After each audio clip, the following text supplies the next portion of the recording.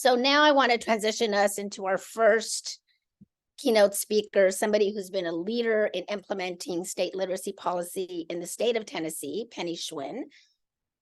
Until earlier this year, Penny was the Tennessee Commissioner of Education, the state's top educational official. As commissioner, Penny conceived and led the Reading 360 program, a comprehensive state initiative to improve reading instruction across Tennessee. We have all been watching what has been happening in Tennessee. Penny has a long history in education leadership, including, surprisingly, on our own Sacramento County Board of Education. From there, she held state-level positions in Texas and Delaware before being appointed by the governor of Tennessee to serve as the state's top education leader in 2019. So without further ado, welcome, Penny. Let me hand it over to you. We're all eager to hear from you. For all of you joining us today, if you have questions, please put them in the chat box, and we will do our best to respond to them. All right, Penny, welcome.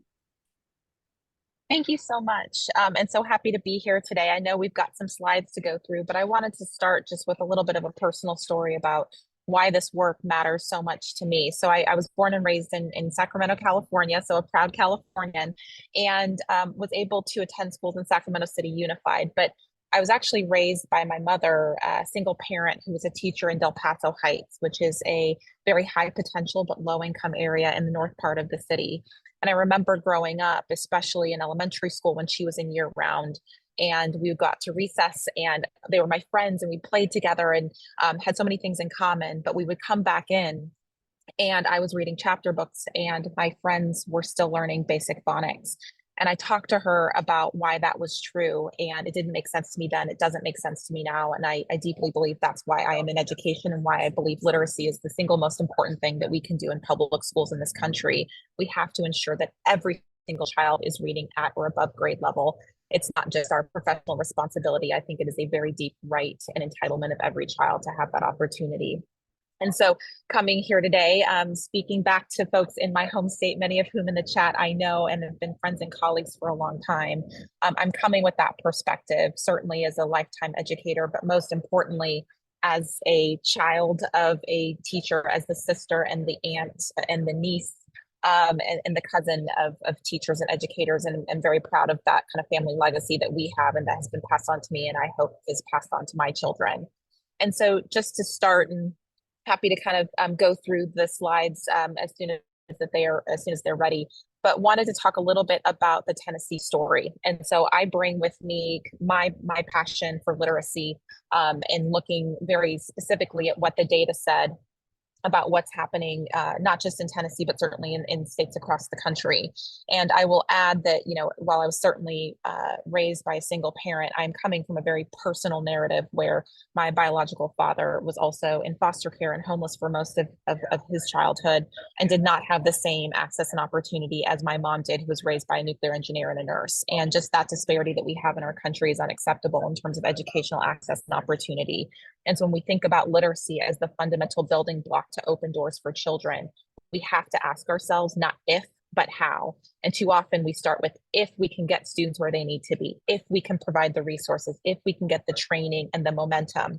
And we have to stop with that if language and say, how are we going to get there? We have to collectively believe that it is possible. It is our responsibility. And it's not if we can get the resources and the people and the momentum, but how we coalesce around something that I believe we all want to be true. And that is every child reading at or above grade level, not by third grade, but by much earlier. Third grade is our last stop effort. And so kind of on the next slide, we'll talk a little bit about kind of how we got there in Tennessee and what we were looking to do.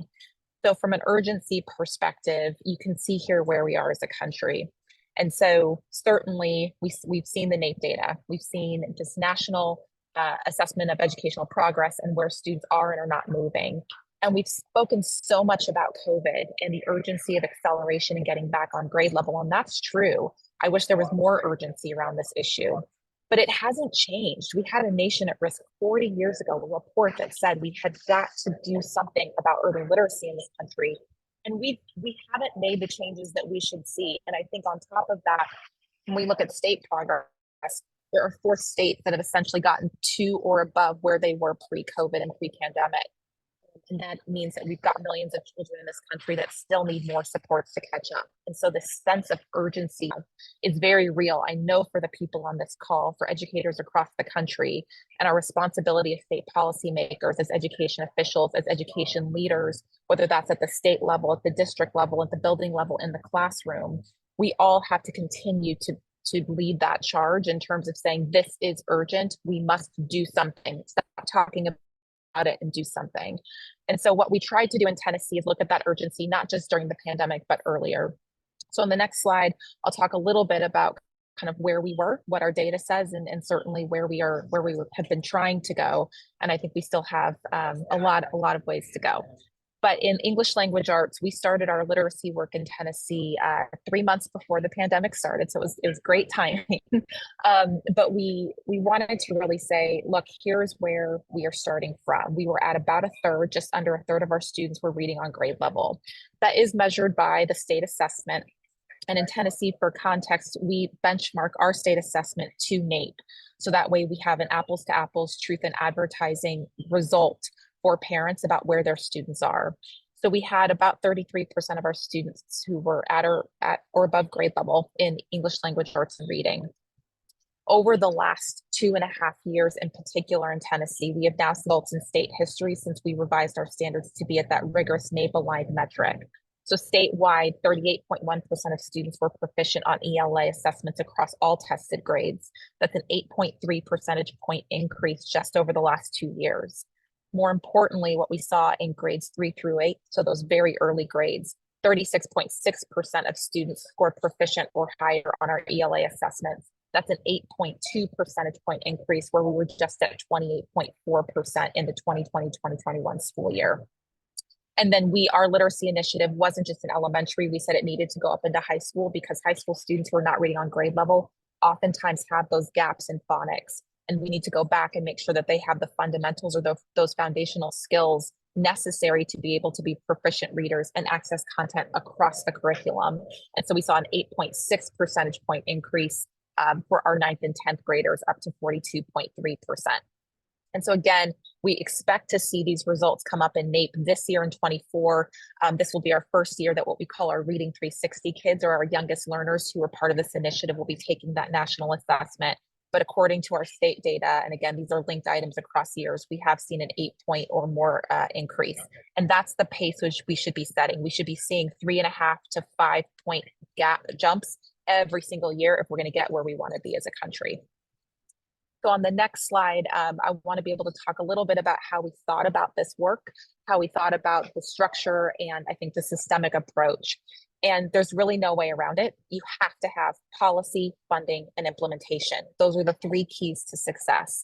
And so often when we look back and try to evaluate what worked and frankly what didn't work in states and districts across the country, we see that we have 1 or 2, but not all 3 of these in place. And so you have to have the policy side. You need to ensure that your state legislatures, your local school boards, your districts are all aligned in terms of what the policies are that are going to really ensure that high quality science of reading or high quality literacy instruction is happening in every single classroom, every single day, no exceptions. And so you are seeing a lot of state legislatures do this massive policy reform on early literacy, and it's been sweeping across the country. And I think that's incredibly important. Setting boundaries and guardrails for what must be true for every single child, no matter where that child lives, and ensuring that the policies are in place. And that's both law and policy, and in some cases rule, about what needs to happen in classrooms from just a best practice and science-driven approach. The funding part of that is the second piece. And I think as educators, we all know how important that is. But you have to fully fund whatever it is that you are requiring educators, schools, and districts to do. And that's not aspirational, and it cannot be an aspirational ask. If we are saying that we've got to fundamentally change what is happening in terms of how we teach children to read, that means instructional materials. It means that we have to provide professional development for our educators, and it has to be high quality professional development because they deserve nothing less. You have to have resources to support advocacy groups, community partners, educator preparation providers, everyone who's making change, not just in what they do, but why they do it and how they do it. That is mindset, and that is also resource. And so having the funding is really important.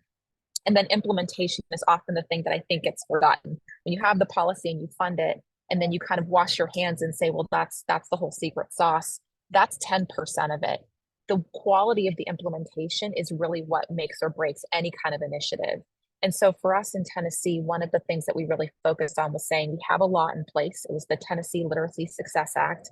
This is the law that will essentially guide how we move forward. We have funding, so $250 million, which is a lot in Tennessee, maybe not California and Texas dollars, but in Tennessee with our million students, that was a tremendous amount of money. This is the funding that needs to be in place in order to ensure that we can meet every single deliverable that is outlined as an expectation for our teachers, our students, our families, our communities as it relates to early reading. And then for implementation, that was the role of the department.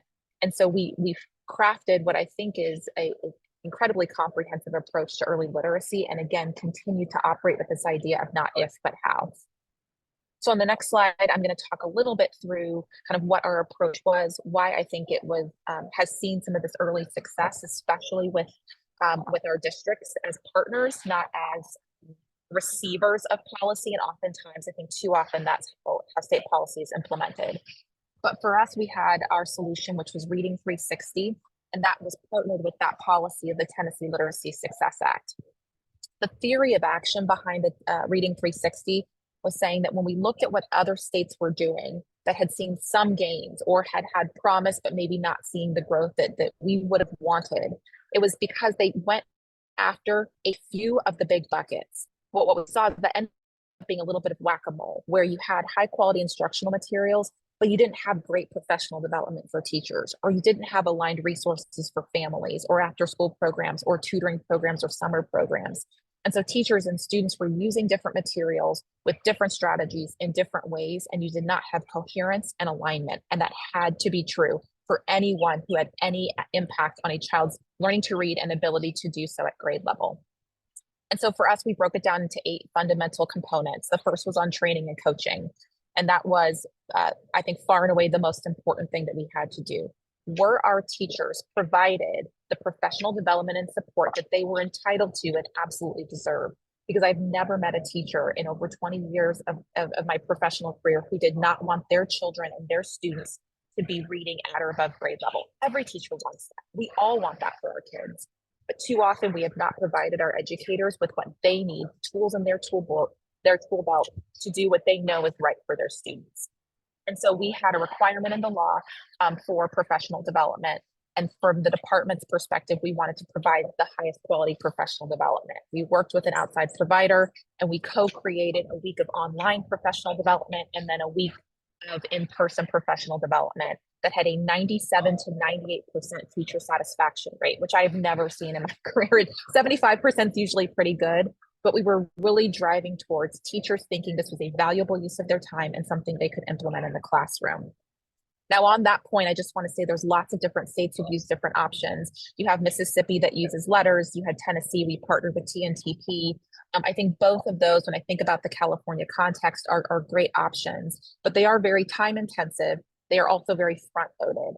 And for California and the way that professional development often works, there are options like really great reading where you have more modular approaches. You have snippets or smaller chunks that you can do during PD blocks throughout the year for just-in-time professional development and support that doesn't require the hours outside of the contracted workday.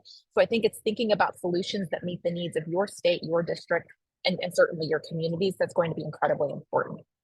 The implementation networks were the second thing. Again, this is not a state-driven initiative. This is a state-funded and state strategy that was implemented. But ultimately, the districts and our regional networks, in the same way the county offices of education in California could do, it is the regional areas that came together as school districts. They did implementation walkthroughs with each other. They came together to figure out what were the problems of practice they wanted to solve. And then the state funded and co-participated in those facilitated programs as implementation networks, focusing on the things that needed to be true once the professional development happened, how that actually looked in classrooms. Everyone from the superintendent to the paraprofessional with a child in a literacy group, all were in line with the materials that were being used and the best practices to ensure those children could read. series of online tools. All of it is open source and completely free.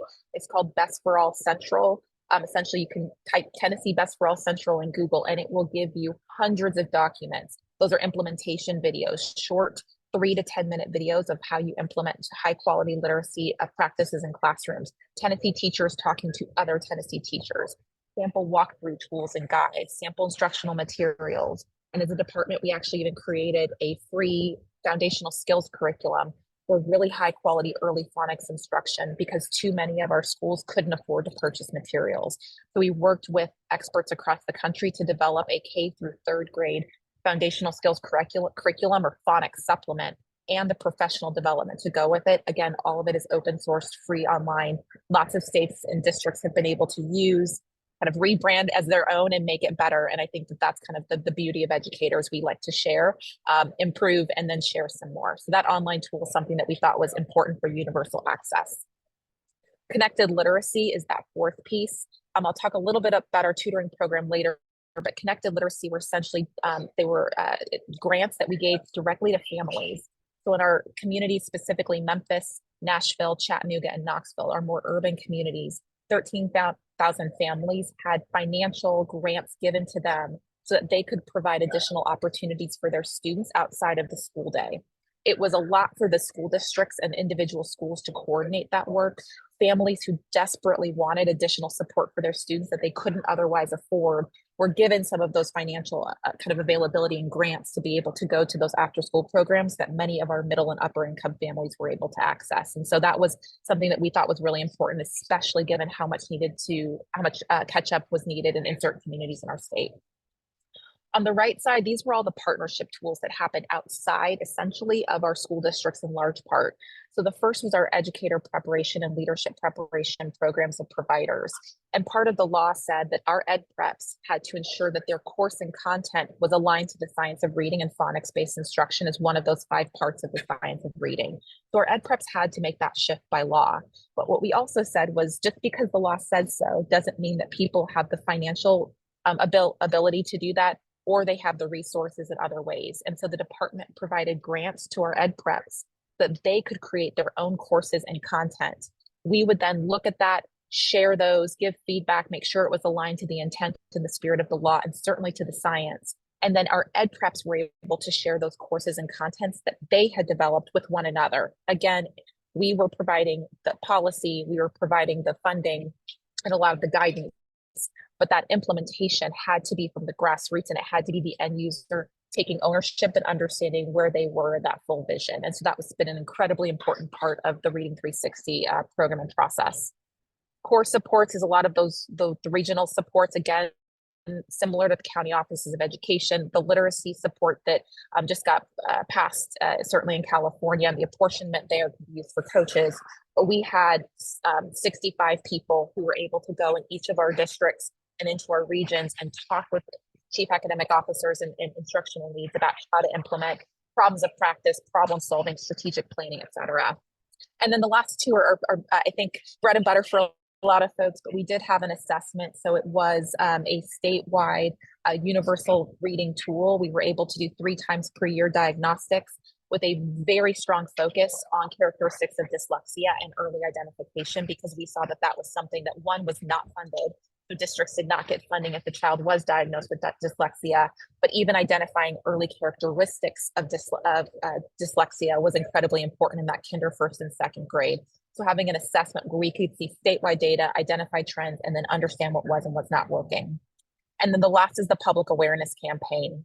And again, for cohesion and alignment, our Boys and Girls Clubs, United Way, YMCAs, our advocacy groups, our parent organizations, everyone had access to the same materials, the same professional development, because we put it all on that online tool. So the coherence was incredibly strong.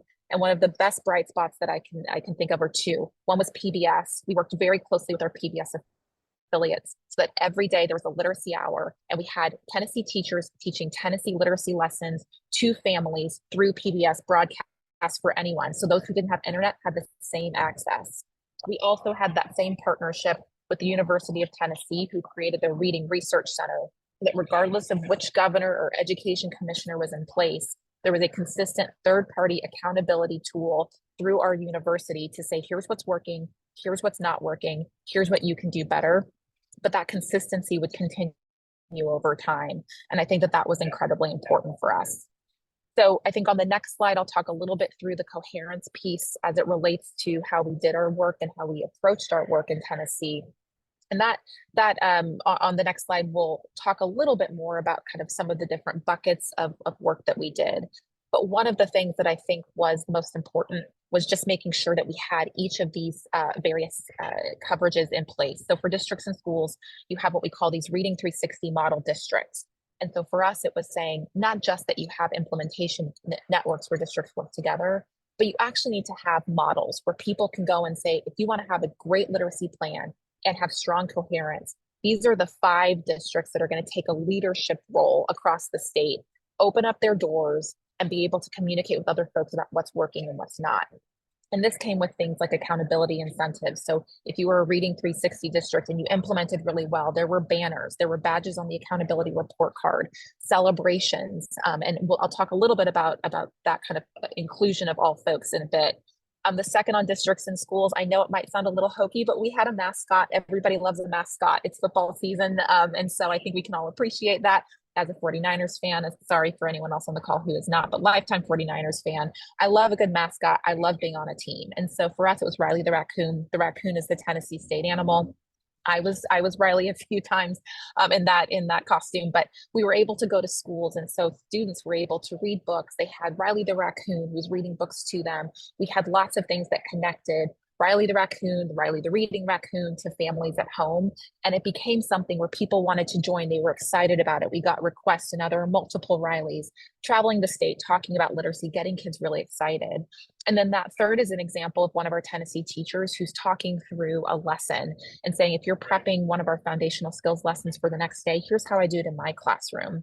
And I want to just give a special credit to those Tennessee teachers who did that, because they opened up their classrooms and it was truth in advertising. So it wasn't this perfect lesson where every student is behaving exactly as you would want them to on their best day. It was real life. So you have people who, need to get up and blow their nose or go to the bathroom or ask a question about a butterfly that might be in the class. Like, you have real teachers in real environments saying, this is how you walk through content. And that level of transparency, trust, and honesty from teacher to teacher is incredibly important. It cannot be someone who is not in the classroom experiencing this every day, then telling other people how to do their jobs. And so that was a really important foundational part of how we approached the work. And I think our Tennessee teachers knocked it out of the park, not just in the results they got for kids, but the community that they developed amongst and between one another. For content and materials, a couple of things that we did that were really important is, one, are these decodables that you see at the top. So we developed our own set of decodables, and we said any family in the state of Tennessee can put in their address, their phone number, etc., and we will mail a full set of decodables that are aligned to the exact materials that their students are learning in the classroom. So parents were able to see the decodable, walk through the decodables, have specific questions they could ask their students, understand the answer, know what sounds their students were working on, and paste that to the materials that the teachers were using. So there was, again, the strategies were the same, the pacing was the same, and parents felt like they understood and had access to what they needed to do to help their kids. And then we had videos that helped parents if they wanted to do something a little bit extra. That second piece is around the Tennessee Foundational Skills Curriculum Supplement. That's the grade 1, unit 2. We developed that in-house. Again, it's all free for anyone to use. Take our logo off it, make it better. Just tell Tennessee what you do so that we can all share alike. But that was incredibly important. We had thousands of students who were using those supplements, and we saw that they saw the same growth as for those that were purchased. And I think it was an important kind of additional component that we did. We also require our districts to use high quality instructional materials. That's that knowledge building material, because it's not just about phonics, phonemic awareness, fluency, accuracy, and rate. We have to actually look at things like vocabulary and knowledge building, because kids can read the words, but if they don't understand what the words mean, if they don't have the background knowledge, if they don't have that content that's built into the instructional materials, then they understand the words, but they don't know what they mean and they can't use them. And that's part of true literacy: reading, understanding, and interacting with text. And so one of the things that I'm really proud of in the legislation is that the requirement for every district, not just to adopt, but to adopt, purchase, and use high quality instructional materials is incredibly important. And there's some great books on that I'm happy to recommend for folks. And then the last is that Best for All Central. Kind of that third is the connected initiatives. I'm gonna come back to that one in just a second, but the community partnerships, I just want to give a shout out. Scholastic gave over 500,000 books for students who were in low-income communities and rural environments who didn't have regular access to libraries or additional supports.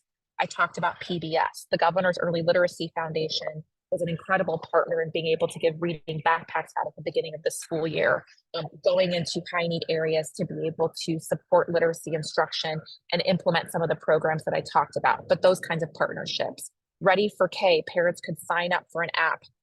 I have it. I've got 3 young kids. I have it for 2 of mine. And what it does is once a week, it'll give you one thing as a parent you can do that week. And it might be pick everything out in the house that starts with the letter M, and then start to practice the sound and then write the word out. But it gives you just these prompts that you can use. We had hundreds of thousands of parents volunteer to sign up for that app and for the decodables because parents want access and opportunity. They just need to know what to do and the best way to do it. So that was incredibly important for us. I talked about the Tennessee Reading Research Center. And then the last piece is on that knowledge matters. We had folks come in and really start to elevate that from a media campaign, a social media campaign, having influencers be able to talk teacher to teacher, but really continuing to bring up the voice of educators doing the work, not the state, but educators. And so I would highlight, there's a bunch of articles in the 74, for example, and you'll see the Knowledge Matters campaign going into schools, talking about early reading, high quality instructional materials. But those are our chief academic officers, our teachers, our superintendents writing those op-eds, and those are personal stories. And again, it has to be the end user talking about their experience. But the last piece I want to talk about is this connected initiatives. Everything that we did as a strategic plan was connected to this. There wasn't a siloed approach. So starting from the bottom, our Accelerating Tennessee tour, we now as a legacy project have summer school that is completely free, rising kinder to rising ninth grade in the state of Tennessee. That was one of the things that we did with our ESSER dollars and then got the policy and the funding to continue that in perpetuity. But everything that's happening in the summer programs is aligned to the instructional materials and best practices and training and professional development that happened during the regular school year. So you see that continue through the 5 weeks of summer programming. One level above on that Grow Your Own, we were the first state to have teaching become a registered apprenticeship. And so you can become a teacher for free and get paid to do so if you are part of that apprenticeship program. But our Grow Your Own model, part of the requirement is you have to be trained in the science of reading appropriately. And it is now a requirement for any teacher candidate, whether you are a ninth grade biology teacher or you're a third grade general classroom instructor. You have to know how to teach children how to read because that is fundamentally an expectation regardless of what part of schooling you're in. And then our Tennessee All Core is our tutoring core. We have the largest state tutoring core in the country, both by number and proportion. 150,000 students in 3 years that's run through the state. It is possible in every state. There's no excuse not to have tutors at this point. It is just figuring out, again, not if, but how. And one of the things that we did is we ensured that our Tennessee tutors had training in the science of reading. And what we had was our ed preps require that as part of their teacher candidate work. The UC system, the CSU system, and the community college system, especially with early childhood and pre-K, have thousands of future teachers that can come in and be those tutors. And now it's not just unpaid student teaching, you're getting paid as a tutor. What we found is that we had incredible gains for students who participated. And there was this added benefit where the teachers were getting trained in the science of reading. We hired them as full-time. That was one of the best practices we saw, so that that way they could have a cohort of 35 to 45 students per week. If you have Monday, Wednesday, Friday cohorts, Tuesday, Thursday cohorts all day, whether it's a half day or all day, but you have relationships. If there was a vacancy, you have that teacher candidate or first or second year teacher move into that vacancy. You don't lose the relationship. So tons of mental health and additional supports as part of that. But having the additional support in tier 3 instruction, RTI, and tutoring aligned to all of this other work was one of the best things we did, because again, the child is receiving that same experience, the same instructional materials, and the same instructional practices. And that clarity and coherence, not just for the student, but for families and educators, was incredibly important. I can't speak to it enough. So I know the last slide that I have is just on voice. And this is a little bit of an accountability measure on all of us, but I think none of this works if you don't have political leadership willing to take a stand on something that is incredibly important. The media who is taking a stand on what's important, not highlighting controversy. It's super easy to do that. It is easy to say all of the people who disagree about a specific approach or A versus B. Ultimately, we all want kids to read on grade level. That's not something we should be arguing about. And so one of the most important things that I think happened in Tennessee that I'm incredibly grateful for is that we had a governor who ran on Voc Ed who said, and kids need to learn how to read. And he put his money where his mouth was. He absolutely put that in the budget. He advocated for it. He went into classrooms and he said early literacy has got to be a foundational priority for all of us in this state. We had a General Assembly who passed Tennessee Literacy Success Act, funded it in appropriations, created a brand new funding formula that we went through together that now funds tutoring and early literacy for students in perpetuity to ensure that we do not lose momentum and that we don't lose the funding that's going to move the work forward. Obviously, the Department of Education was a significant part of ensuring that this work moved forward and implementation was at a quality level that every educator should expect from a state Department of Education.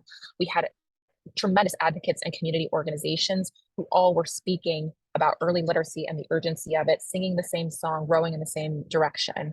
And then the media that really talked about, you see an example here, Tennessee legislators make literacy a top priority. That middle picture that you see, the gentleman in the bow tie is our Senate Finance Chair, has a literacy summit every single year in Chattanooga to make sure that we're focusing on that. Very public signing of bills, and every single press release that came out of the Department of Education, especially we focus on just our big 5 priorities. Literacy and tutoring were 2 of those. Every single one had links to resources, and our legislators all were providing quotes and public comment at the bottom of those press releases so that local communities could reprint that same press release with their local legislator talking about the urgency and importance. And so it's just beating the drum over and over and over that this cannot just be a grassroots campaign. You have got to have the political will and the strength of leadership to be able to stand up and say, we not only believe that every child should be able to read on grade level, we are going to resource, put policies in place and hold accountable so that every child eventually does read on grade level. And that cannot be something that we argue about anymore. We're out of time, especially for the generation of kids that we're currently educating. And I'm very, very grateful for that leadership in Tennessee. I'm very, very hopeful for what's happening in California. Lots of close friends, all my family, and a ton of personal connections. The apportionment that was just passed, of course, is a great first step. And I think that there is a lot of work that can happen with high quality instructional materials, strong professional development, tutoring with your higher eds, with online providers like you've got like an Amira who can come in and actually provide some of that if you don't have the human to human possibility.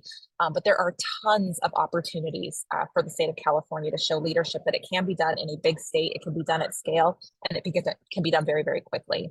So I'm excited and proud of what we did in Tennessee, a long way to go, but I'm very excited about the work that is happening across the country, but specifically, I think the potential and possibility in a state like California, it makes a hometown kid very proud to see. So happy to answer any questions that come up at this time. Thank you, Penny. Oh my goodness, so many questions and so much in the chat that I'm going to try to get through. But the one thing I want to underscore, which I think is the theme across all of what you shared, is the critical importance of coherence and alignment. That we can't get to where we want to get to with one slice, one piece of all of these elements that are critical and that have to be joined and aligned to be coherent and to make it systemically effective. So you answered, as I was writing all my questions, you were answering. One of the first questions I wanted to ask you was, who was your legislative champion? But it was your governor. So you had a governor that came out right in front and provided the kind of leadership that you were ending with that is so critical and so essential. So let me get to a few of the other questions. And I know you touched on some, but there are so many in the chat on this one question that I want you to expand a little bit on it. And that's, if this worked for Tennessee, how can we get California to follow suit, given local control, or what some folks in the chat are saying is districts of choice? So maybe you can talk about how you inspired districts to join, to come on board.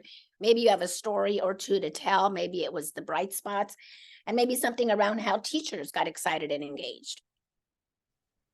Yeah, so I think it's absolutely possible in a state like California, and I think it's actually in some ways a significantly bigger statement in California, just because it's such a diverse state. It's so big. You've got rural, urban, suburban, just the sheer size of California versus Texas and the rest of the country. But one of the things that I think is important is you have to have the governor. And again, the governor and I were in lockstep on this. And I'm so grateful for Bill Lee for what he did for literacy.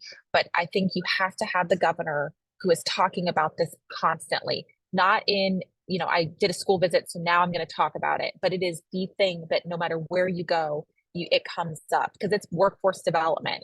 So you can talk about it with the economy. You can talk about it in ag. You can talk about it when you are doing any kind of speech on any kind of topic. Early literacy's got to come up. Same thing with your state legislature. It has to be part of the ongoing communication. So communication with your education chairs, your education committees, it just has to be that you are continuing to bring it up and elevate it. And that, I think people want to do that. I think that elected officials want to have something that is popular, that is going to help their communities, that's going to boost the economy. It's just giving the language and the framework to do that. And that's something that I think departments of education can do. I think local school districts and county offices can help give elected officials just the language and the framework to show that it's important and know how to move forward. For teachers, though, one of the things, and that's kind of the bottom down, I think when you think about the most important group, which are our teachers and our students here, a lot of this was about empowering educators to go on social media, to talk about professional development, and especially, and I will say this as someone who did not teach reading the right way for longer than I would care to admit, but I taught reading in a balanced literacy way. That's how I was taught to teach reading.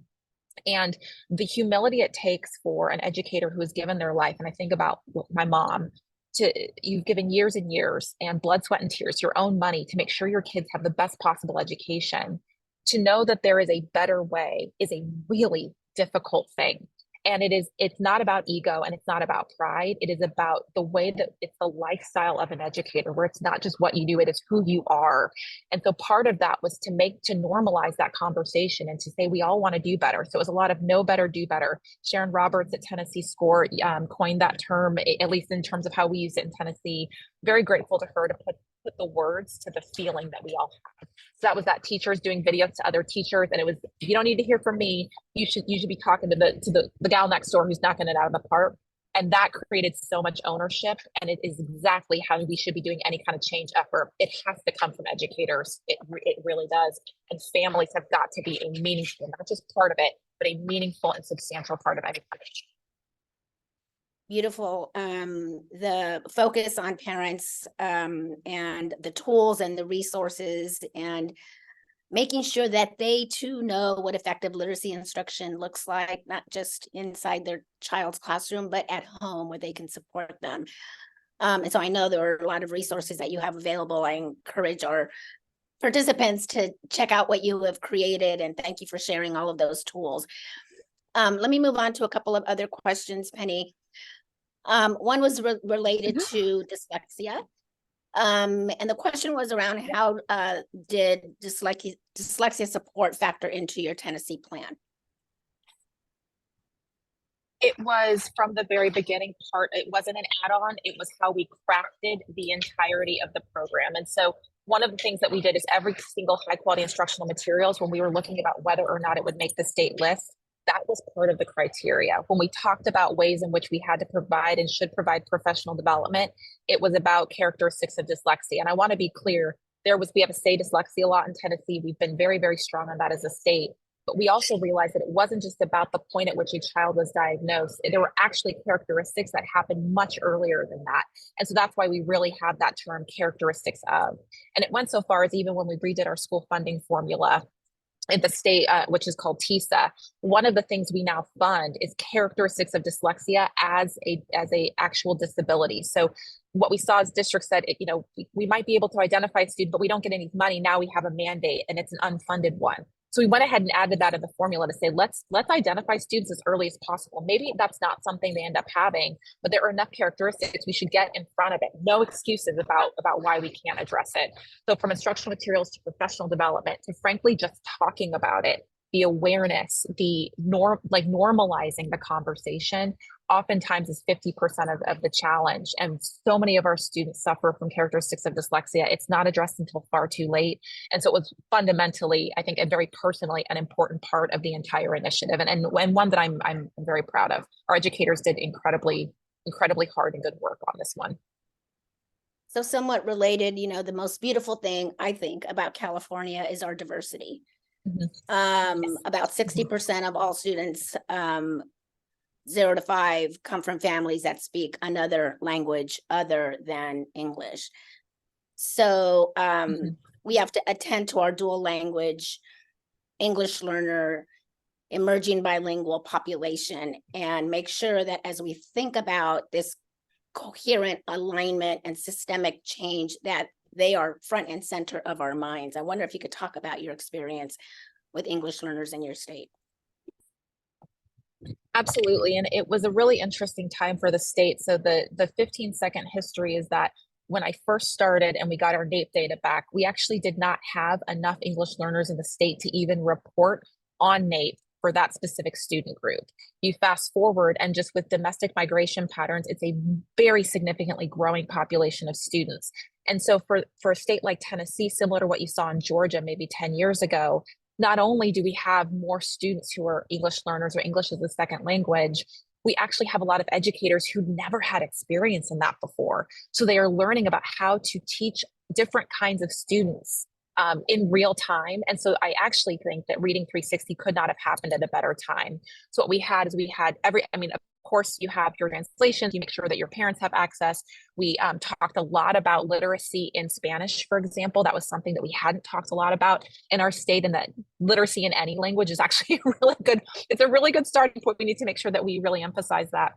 And so we worked with some of our more diverse districts. We have, Metro Nashville, some of our rural districts actually had larger populations of English learners. Lenore City is a great one, small district in East Tennessee. We looked at those superintendents and those leaders for best practices, and we actually had them become model districts. Jeannie Berker in Lenore City is a superintendent. I just want to highlight, she saw the same growth as everybody else, regardless of whether the child was Spanish speaking or English speaking as a first language, but they were able to incorporate significant, strong practice. And frankly, early phonics, good instruction is just good instruction, regardless of the language. And we saw students popping up in proficiency quite rapidly. And so I would just say that when you have a diverse group of learners, whether that's income diversity, whether that's language diversity, or any other kind of diversity, what we know is that teachers know good tools and they will use them when they have them. But any program, it cannot be an add-on. It has got to be meaningfully inclusive, meaningfully integrated into core instruction. So kids are getting at grade level instruction every day. You have your tutoring core and other things to bring them up and accelerate them to be able to access that instruction. And that philosophy, I think, drove a lot of the growth that we saw. Great, Penny. I'm so sorry that we're out of time. I want to keep asking you questions and I know. learning from you. All of us, almost 800 people. I can see why you've been a treasure for Tennessee. Thank you so much for this time with us. We love learning from you. I'm sure we will reach back out and have you continue to give us guidance in California, because we are going to get it right. We're going to get it right for all our kids. You are. I want to just say thank you, and to everyone on the call. I'm just, as a California native and a California girl forever, I'm very grateful about how much attention has been on this. I actually put my personal email. That's how serious I am about this. I don't know most of the people on this call, but it's just pennyschwinn@gmail.com. If I can be helpful in any way, please reach out. Easy email, and I'll get right back to you, because you're going to get it right in California. I'm very, very proud of what y'all are doing. So thank you for having me today. Thank you, Penny. Wow, what a treat. I appreciate everyone's comments in the chat. Thank you for your questions. I'm sorry we didn't get to all of them, but I think just from seeing your reflections that having Penny with us as our opening speaker was the right thing to do.